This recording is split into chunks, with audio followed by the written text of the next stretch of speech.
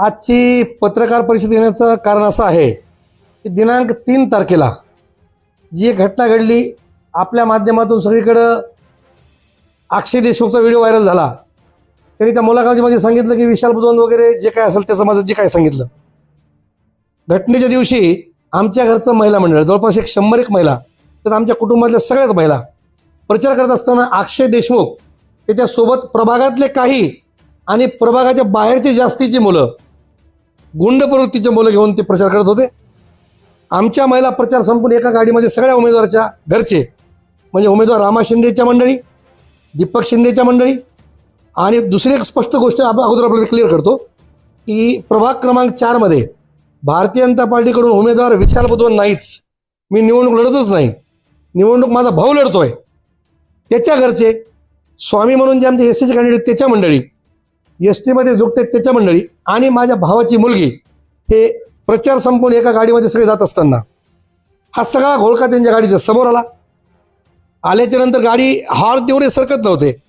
जेव्हा गाडी मध्ये आली आणि माझ्या भावाच्या मुलीने काच खाली घेतला, तेव्हा गुंड प्रवृत्तीचे जे कोणी प्रभागाच्या बाहेरचे माहीत नाही कोण मुलं असतील, त्यांनी विक्षिप्त हातवारे करून तुमचा पॅनल येणार नाही, बुधवंत शिंदे आम्ही सगळ्याच पडणार आहोत, अक्षय भैयाचाच पॅनल आहे, अशा पद्धतीची घोषणा त्या ठिकाणी केली.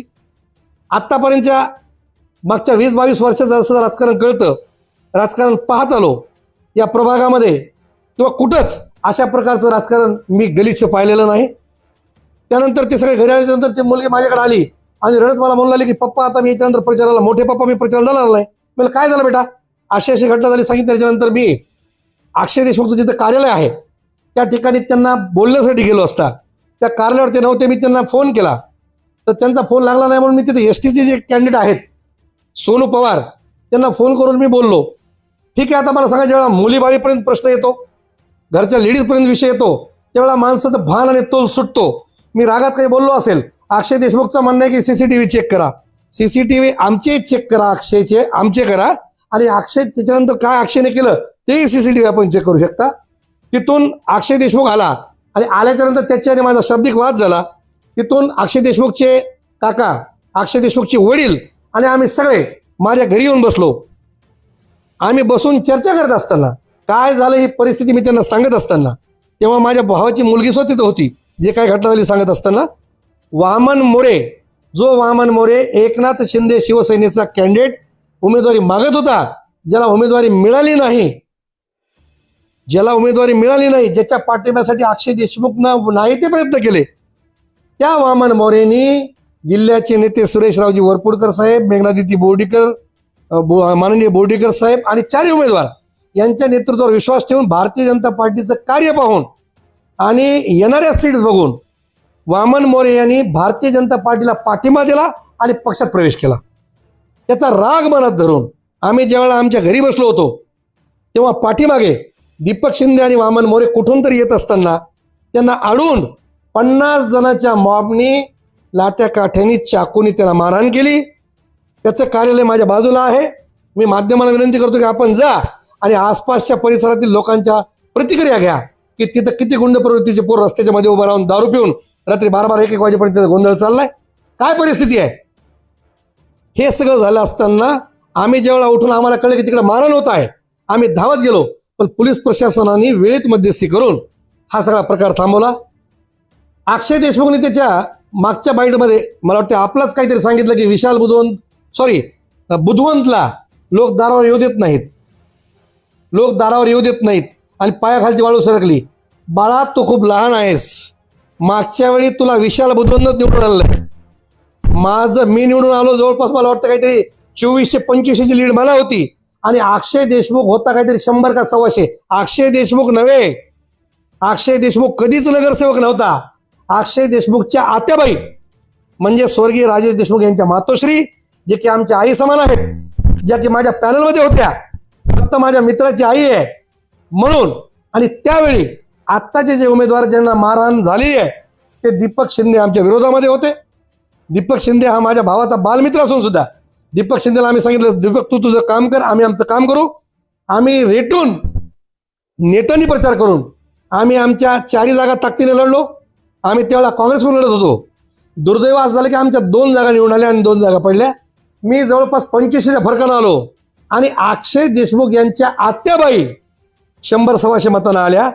त्यामुळं त्यांनी मला आपल्यालाच सगळ्या पत्रकार बंधूंना विचारायचं आणि सांगायचंय की कुणामुळं कोण निवडून आलं आणि कुणाखालची कुणाच्या पायाखालची वाळू सरकली हे याचा शोध लावायचं आपण थोडंसं काम करावं.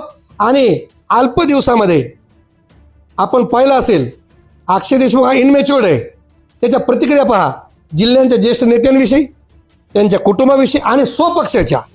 माननीय अजितदादा पवार ज्यांचं नेतृत्व आम्ही मान्य करतो, आज राज्याचे उपमुख्यमंत्री आहेत, बाणीचा माणूस आहे, बोलल तसं वागणारा माणूस आहे, त्यांनी सुद्धा अशा या वृत्तीच्या अशा लहान सहान कार्यकर्त्यांना इतकं मोठं समजून हाहाकार माजवू नये आणि वेळीच अशा प्रवृत्तीला आळा घालावा. मला पुन्हा एकदा आपल्या माध्यमातून सांगायचंय की अक्षय देशमुख आणि त्यांची टीम निवडणूक सपशेल हारलेली आहे. आज आमच्या भारतीय जनता पार्टीच्या 4ही जागा इथं विनिंगच्या परिस्थितीमध्ये आहेत. म्हणून ते काहीतरी आता कुदांड उलटे सुलटे भांडणं काढत आहेत. आणि मी अजून एकदा सांगतो आपल्या माध्यमातून की याच्या पुढे जसं जसं दिवस पुढे जातील 15 मतदानाच्या दिवसापर्यंत ते आणि त्यांचं गुंड टोळकं अशाच प्रकारची कुठेतरी कृती करतील. त्यामुळे पोलीस प्रशासनाला माननीय अजितदादांना माझी विनंती राहील की आपण थोडंसं अशा प्रवृत्तीला थांबवा. आणि पोलीस प्रशासनाला आणि सगळ्या आपल्या माध्यमातून माझी विनंती आहे की प्रभाग 4 मध्ये जर आपण हे सगळ्या अपप्रवृत्ती थांबवले नाही तर कुठला तरी अनुचित प्रकार इथं नक्कीच घडणार आहे. मी अक्षय देशमुखला मुंडकं छाटतो असं बोललो, अक्षय देशमुखला मी बोललोच नाही. मी बोललो सोनू पवारला. मला एक सांगा, आपल्या म्हणजे आपण पत्रकार आहात, आपल्या घरची जर कोणी बाई माणूस जर एका वाहनात बसून चालली असेल आणि तिला जर कधी गुंड प्रवृत्तीचे माणसं येऊन असं बोलत असतील तर तुमची काय भावना होईल होतं यार? राजकारण गेलं तिकडे चुकी. राजकारण हा विषय नाही. ज्या वेळेला आमच्या घराच्या मुलीबाई पण काही विषय येईल त्यावेळेला निश्चित आम्ही बोललो, आम्हाला ती कृतीही करावं लागेल जर आमच्या घरात येईल. होय, आम्ही बोललो, आम्ही बँड लावून बोलू आणि करू. आमच्या घराच्या मुलीबाई पण जर कोणी येत असेल तर. आणि आपण यांचा शोध लावा, यांचे कार्य पहा, यांचे कोण कार्यकर्ते आहेत आणि यांचा हा आकार या प्रभागात काय आहे, प्रतिक्रिया लोकांच्या जाणून घ्या. लोकांच्या मुलीबाळी ह्या आमच्यामुळे या भागामध्ये सुरक्षित आहेत.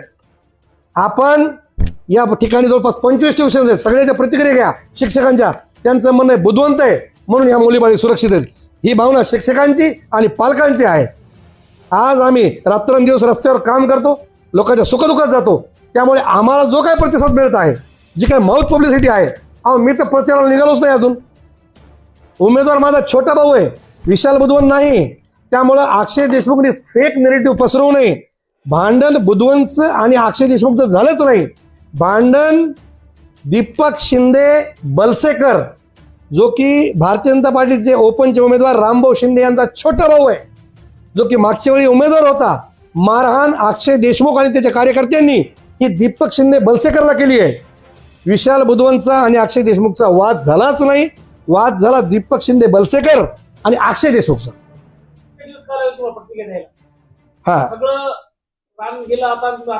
नाही, रान कुठंच गेलं नाही सर. झालं काय मी आपल्याला सांगतो. 2 तारखेला फॉर्म वापस घेतले, वामन मोरेंनी पाठिंबा दिला. 3 तारखेला वाद झाला.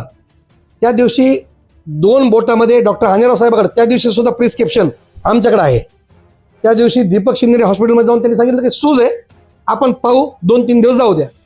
आणि नंतर जेव्हा असं कळलं की त्यांच्या हातामध्ये रॉड टाकावं लागतं आणि 2 बोटं फ्रॅक्चर आहेत, ते ऑपरेशन काल ऑपरेशन झालं अंधेरा हॉस्पिटलला. काल दिवसभर त्याला भूल होती, रात्रीपर्यंत त्याची भूल कमी झाली, म्हणून आम्ही आज माध्यमांच्या समोर आलो.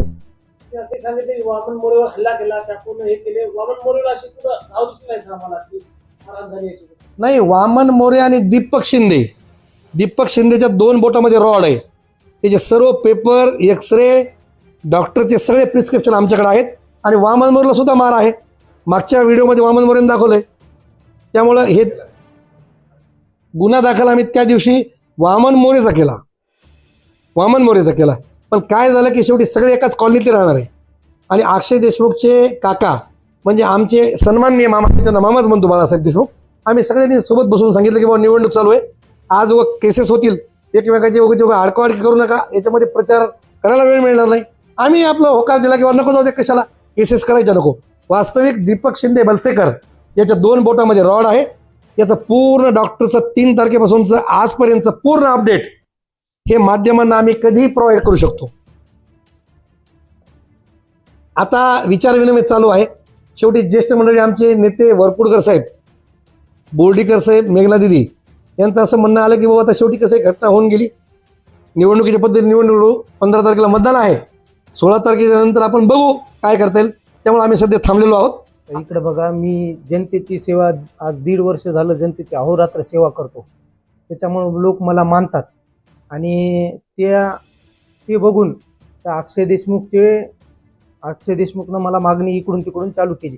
भाऊकीकडून माझ्या दाजीकडे जाणे, एवढे देतो तेवढे देतो, त्याला माझं काम करायला हवा. मग ते ऐकल्या नाही मुळं माझ्याकडे प्रूफ आहे की अक्षय देशमुखचे वडील माझ्या घरी आलते, तुला काय घ्यायचे 20-25 लाख रुपये घे आणि अक्षयचा प्रचार कर, उगं आपल्या दोघांमध्ये तिसरंच निघून जाईल असा त्याचा हे होता. मी म्हणलं स्पष्ट नकार दिला. एकदा नकार दिला, एखादा माणूस तोडला तर ते तोडलाच, याच्यात काहीच वाद नाही. मग तेच राग धरून मग दीपक भाऊ आणि आम्ही गाडीवर येऊ लागलो. 5-25 जणांना आम्हाला डायरेक्ट मारायला सुरू केलं. कारण की मी आता माझा मताचा काहीतरी फरक यांना BJP वाल्यांना पडल याचा मनामध्ये राग ठेवून ते त्या दिवशी 3 तारखेला ते काम केलं. तर तुमच्या हाताला मार लागलाय, त्या दिवशी तुमच्या हाताला मार लागला होता म्हणजे 3 दिवस झाले, नेमकं सर्व प्रकरण काय? आता त्या दिवशी जे मार लागला, आता त्या दिवशी जे प्रकरण झालं ते आम्हाला काही माहीत नव्हतं. इथं मी वामन मोरे आम्ही जेवायला गेलो मावळ हॉटेल. आम्ही दुपारी 2 वाजता आसपास जेवण केलं होतं. जेवण केल्यानंतर आम्ही थोडं प्रचार करत असं निघू लागलो. या साईडनं आम्ही पाण्याच्या टाकीपासून इकडे आलो. त्यांचं जे अक्षय देशमुख आणि त्याचे जे कार्यकर्ते तिथं ऑफिसमध्ये थांबले होते 40-50चा माप, आणि त्या हिशोबाने आम्हाला तिथं थांबायला सांगितलं.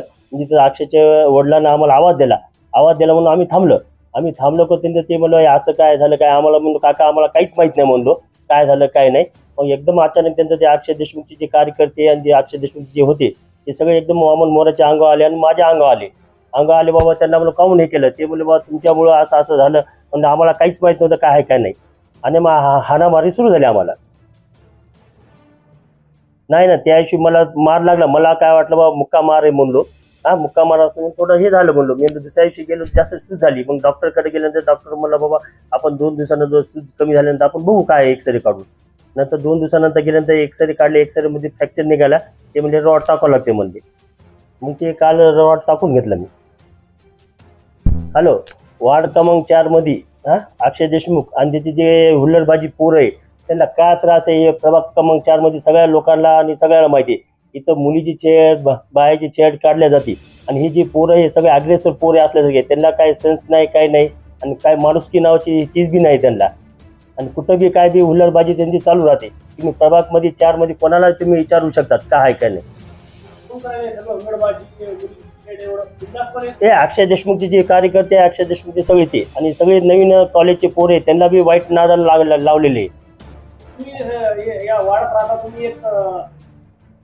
याच्या ऍक्शन आम्ही बोललेले सगळे, पण यांचे धमक्या, डेरिंग, दादागिरी, लोकांना बोलू देत नाही, लोकांच्या घरी हे करतात.